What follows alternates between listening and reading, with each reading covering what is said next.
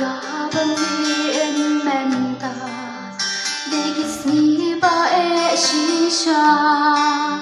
Degisni ba dap kang jeng kanjo Bakki jeng kanga Naduka inlang ka salang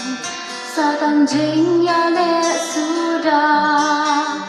Hadu yen kisan ki chong ye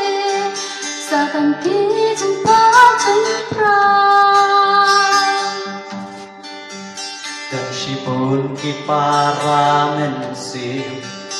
Ni mata ki jing tenju Halayin tenjing ya perjumu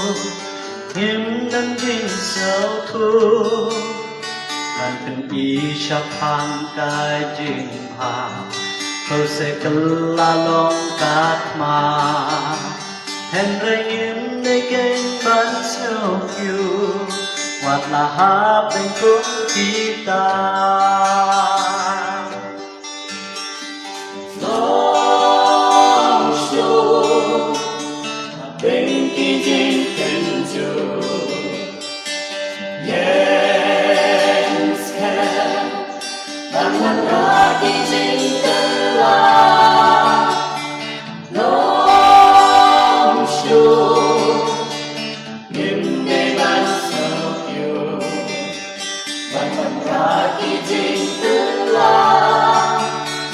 Kadeyak iyana Bangan ra iso ka jing jo Nên tiba đáp umma Nên tiba đáp tang ki jing Ban ki jing kut la Dan rai hapeng kita baro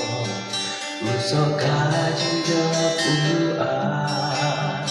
Dan dapoi sikya trong ulu Jing yang long kung ka rao nga Long show Beng ki jing tenju Yes can Bangun raki jing tenju